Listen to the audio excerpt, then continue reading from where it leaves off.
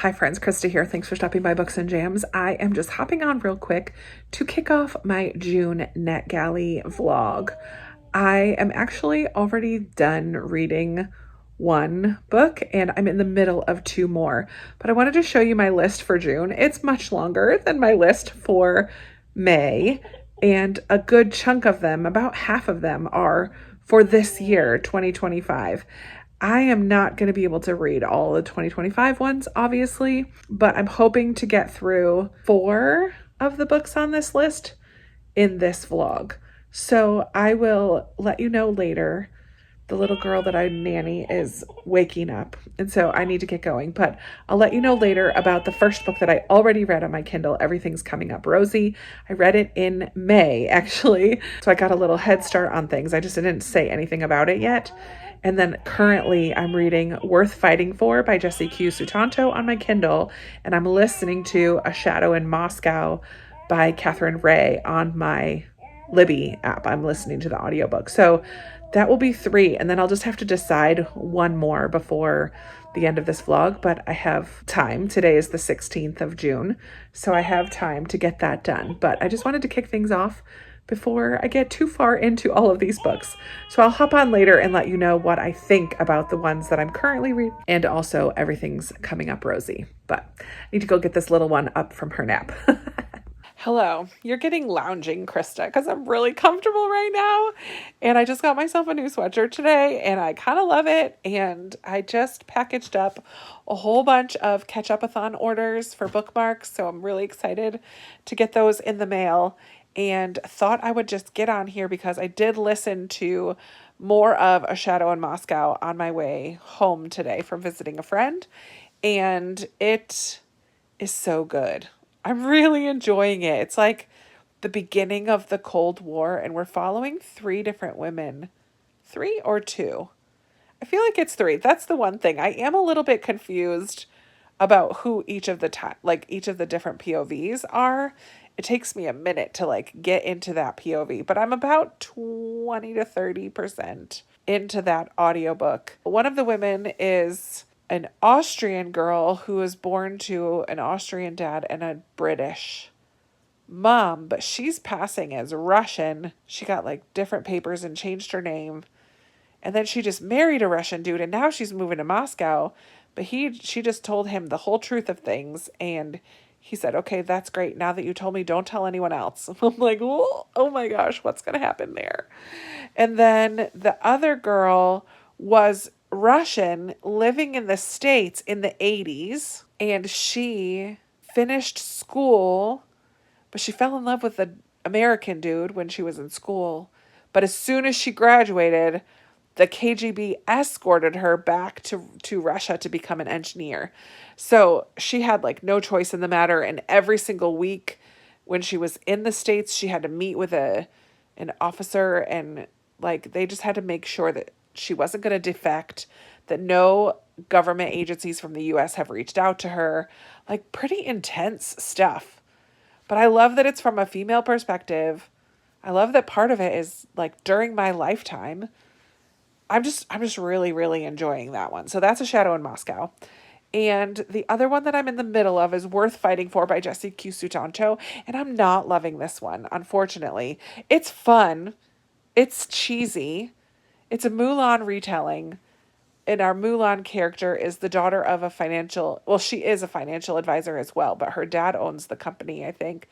And he got really sick. So she's pretending to be her dad with this whiskey company that her dad really wants to acquire, or whatever the correct terms are. She's not into it, but is pretending to be her dad. So she has to pretend that she's grown up on this ranch and that she's really good with farm stuff and whatnot, because that's where they all live, on this big ranch in California, I think. And so she and her cousin, Mulan and her cousin, are pretending to be the dad. And the cousin is talking her up. Oh yeah, she's the best horse rider, but she's never been on a horse before. Oh my gosh. It's just over the top ridiculous that it's comedic. And maybe that's the point, that it's just silly and funny. The CEO of the whiskey company is one of the nephews of this family. and they are hyper misogynistic. Is that even the word? Like they're hyper masculinity, like, but you're starting to learn the reasons why they are that way. And Shen, the main dude, I think that's his name, he's not that way, but he's the head of this company that the whole family kind of owns. Anyways, so Mulan and Shen, I think is his name, there's clearly some attraction going on there, but she is this pretend persona still. And so that he doesn't really know the real her yet. Their banter between them isn't like, it's not great. It's not great dialogue. It's not a great story, but it's fun. It's a fun read. I'm enjoying reading it just because it's a silly, fun read. So I am about 60% into that one. And then the third book to talk to you about right now is Everything's Coming Up Rosie, the one that I've already finished. It's by Courtney Walsh, about this young woman. I forget her name already. Rosie. Oh my word, it's in the title. Rosie is a struggling actress who's living in New York, originally from Wisconsin. Struggling actress, not getting great jobs, tells her family and friends that she's doing great. And again, has this kind of fake persona about how life is going for her. Right before going home for a wedding or whatever, I forget why she goes home, she sends out a ton of resumes and applies to a ton of different jobs because she's just is like basically getting kicked out of her apartment and has nowhere to go. So while home visiting her family, she gets an acceptance or interview or whatever with this one place. She goes for the interview. They basically hire her on the spot, and she just doesn't realize until into the book a little bit that it's a retirement community and she's going to be directing their play. And it is such a cute story. I loved some of the side characters, the friends that she makes while there. There were some, again, kind of extreme, silly moments that where she gets a golf cart stuck in the mud, and then trying to get out of the golf cart, she like loses a sneaker. Like it's a squelchy, gross mud because she's never driven a golf cart before. Like there's just some extreme kind of silly situations. I did like the romance. I thought it was very sweet, if a little bit insta-lovey. I just had a really good time with this book. I loved the drama. I loved the old people that she encounters.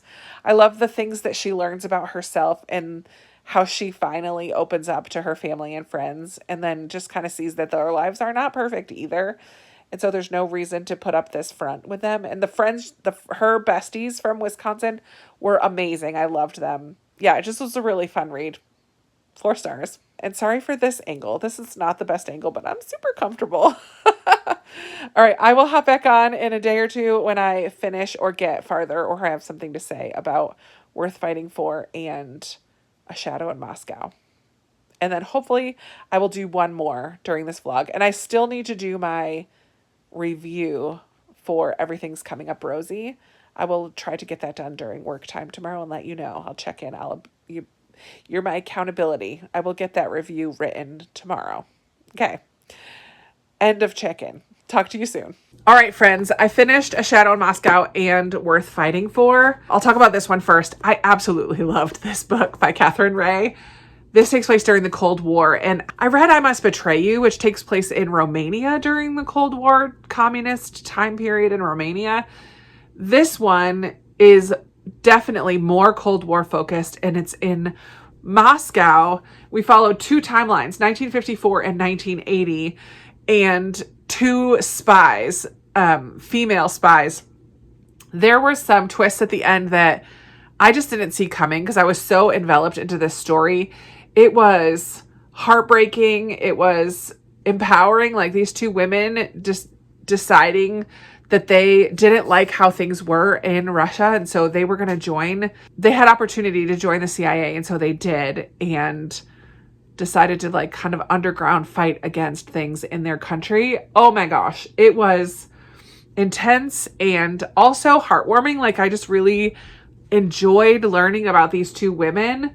Anya is as a college student, she was sent in the 1980s to America to study here as part of some program, but had to meet, I think I talked about it earlier, like she had to meet with her KGB officer every single week. She was basically escorted back to Moscow to be an engineer when she was finished. Her story was really, really good. But in the past timeline, 1954, we follow a woman named Ingrid, who was born and lived most of her life in Vienna, but marries a Russian man and moves to Moscow, and is quickly discovers that things are just not quite what they seem. And yeah, it just was so good. It was compelling. I loved the writing. I really do enjoy Catherine Ray. And so I'm so thrilled that I read this one. And then I also read Worth Fighting For on my Kindle, which was more of a rom-com Mulan retelling. And I wasn't liking it. Like, it has its place. It's definitely a great palate cleanser. It definitely was a good story about a Chinese family and tradition, and almost like a feminist novel, because Mulan is a financial advisor and has to fight for her place as a woman in this male-dominated field.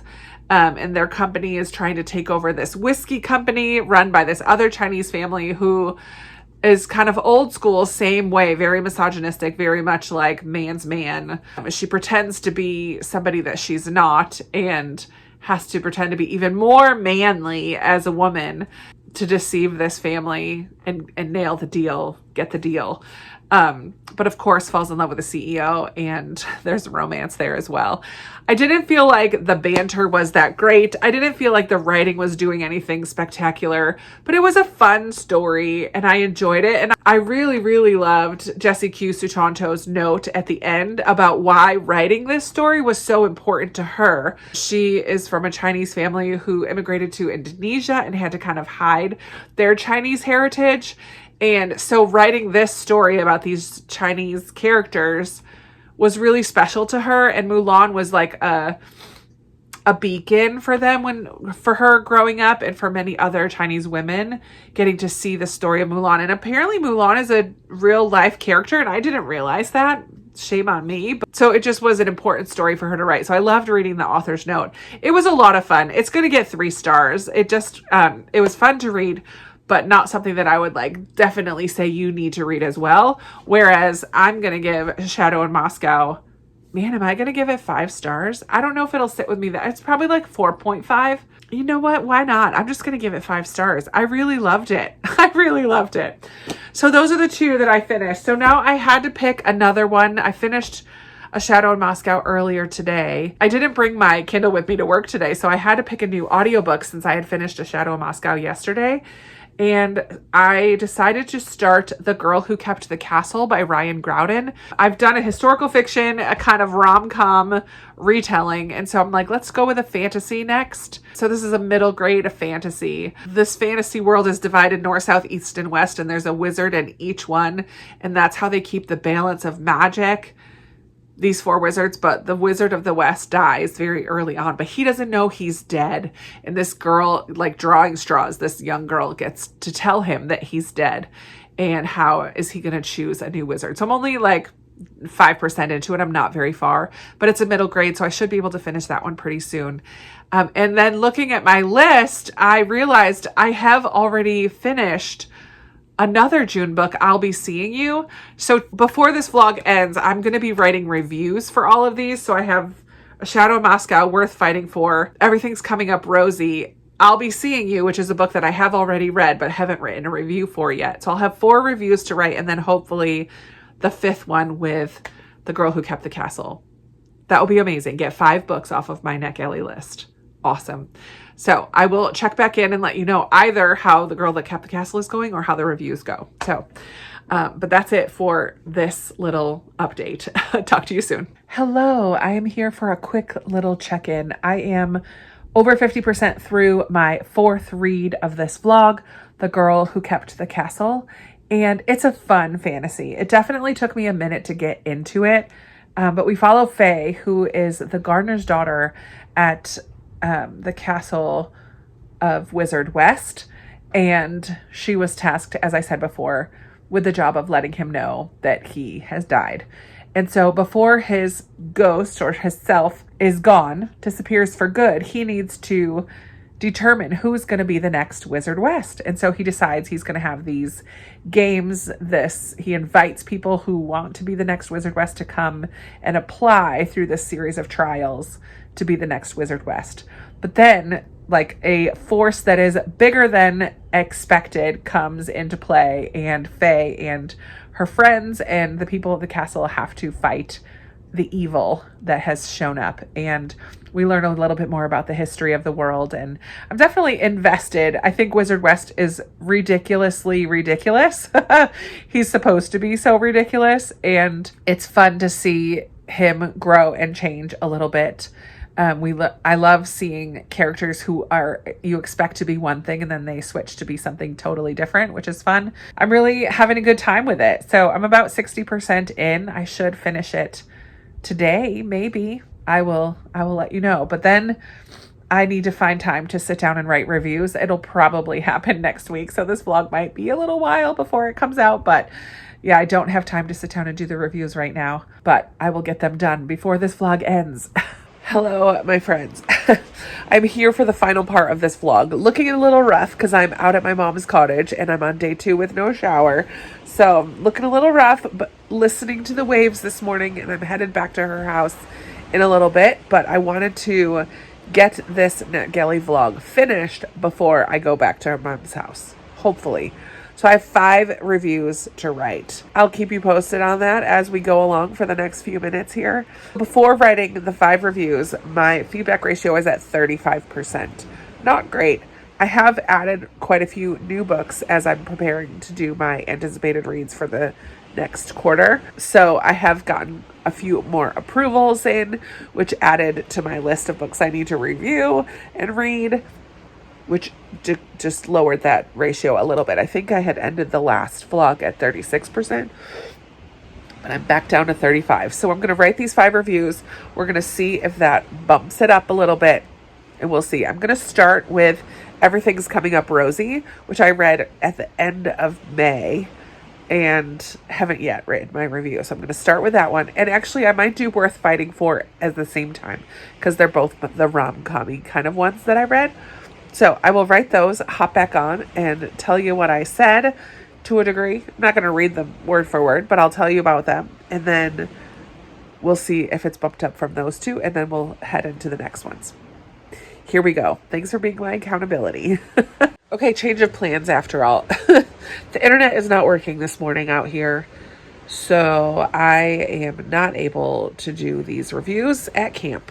So I'm going to pack everything up, get the cottage closed up, and head back to mom's house, have a shower, and then I will sit at the table, and this will be the first thing that I will do. But I did see that I have already written a review for Everything's Coming Up Rosie.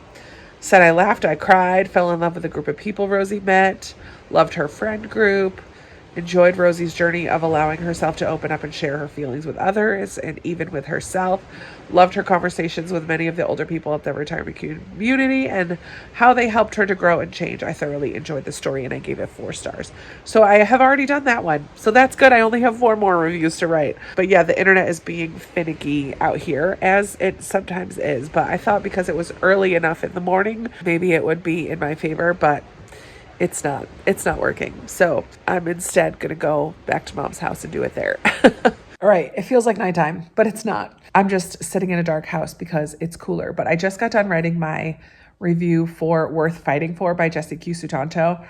And I just remember not really liking this book. So I'm giving it 2 stars, which is so rare for me. And in the review, I just kind of explained a few of the things. Everything felt like you were being bashed over the head with. The toxic masculinity of Shang's family, how Mulan had to fight against all these finance bros. The relationship wasn't believable. There was no good banter. There was no good tension or buildup. It just fell flat for me. The side characters were obnoxious or ridiculous, either or. It wasn't funny, and I didn't like the banter. So I wrote all that in the review, said that I'm just going to give it 2 stars. But I will read more from Jessie Q. Sutanto because I have loved her in the past, and I did say that as well. So 1 down, well, 2 down technically because I forgot I had already written one for Everything's Coming Up Rosie. 3 to go. So I have to write one for The Girl Who Kept the Castle, I'll Be Seeing You, and A Shadow in Moscow. Those are the 3 more reviews that I'm going to write. And then we'll double check and see if my percentage has gone up from 35, what it was this morning. Here we go. Let's get it done. Okay, 2 more reviews finished. I wrote one for I'll Be Seeing You by Robin Lee Hatcher. This was one that I read quite a while ago and just never took the time to write the review. So I did have to go back and refresh my memory about the story, and it brought up like how I felt about it while I was reading. So I ended up giving this one 3 stars. I probably gave it 4 when I first finished it, but because I remember little to nothing about it, I lowered that down to a 3. Actually, I think I kept it a 4 on Goodreads, but I put it a 3 on NetGalley. So in my review, I just say that I enjoyed this book while reading it, but I don't think it's going to stick with me because it hasn't. And that it's a dual timeline, but I didn't like the present day timeline. I didn't feel like it was necessary. Even in reading back through the reviews, I'm like, the present day timeline was kind of pointless. I do like how the grandmother was able to show how her life had some similarities to this young girl, Daisy, her granddaughter. Daisy is the grandmother and Brianna is the granddaughter. So I do like that that Daisy, in telling her story, was able to show Brianna there were some parallels in their life stories and how to rely on God in the midst of all of that.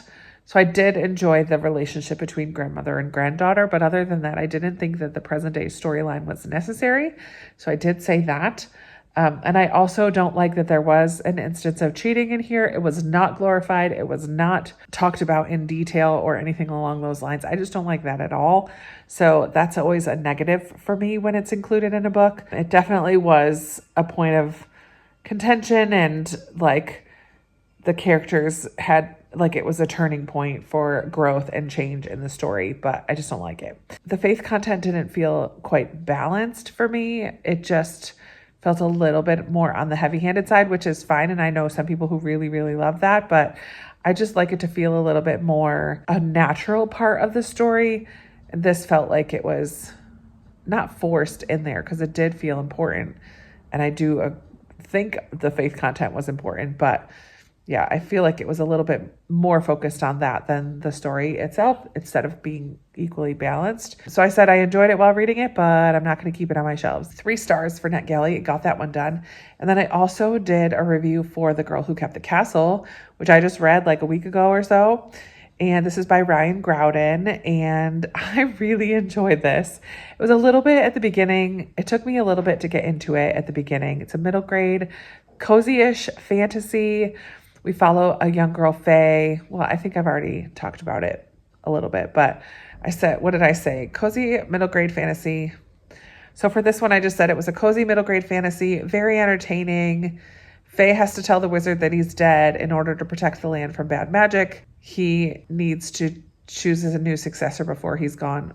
Kind of repeat myself there, but that's okay. And so then we have some crazy competitions, a sentient house that is falling apart, a brilliant talking cat who's just so mouthy and snarky, and I loved the cat, even though I don't love cats. Like, I liked the character of the cat. Some clever and resourceful kids, some girls standing up and doing things that girls are not expected to do in this story. I said it was a bit over the top at times, but in the best way for a middle grade, and I found it to be delightful and charming. So I gave this one 4 stars, both on Goodreads and on NetGalley. And now I think I just have one left to write, A Shadow in Moscow. So I'm going to go do that, come back, and then we will double check my score and see if it's gone up. Yay. All right. I have done it. I wrote my last review for A Shadow in Moscow by Catherine Ray. I loved this book. Ray did such a good job of describing what life in Russia would have been like during the Cold War, and a combination of love for their country, but also how hard it would have been and how you can't trust anybody. And everything is, you have to walk on eggshells. And unless you're one of the elite rich people, the struggle that you have going on. And I loved seeing Anya, one of our characters, come to the States and see the discrepancies, like how different it is. Yeah, I just was captivated by this story. I thought that Ray did such a good job. And so there's dual timeline in this one too. And I said I did like both of the timelines. And also when we learned what the connection between the two timelines was, like how they worked together, I thought that was fantastic. I did not see it coming. I was surprised.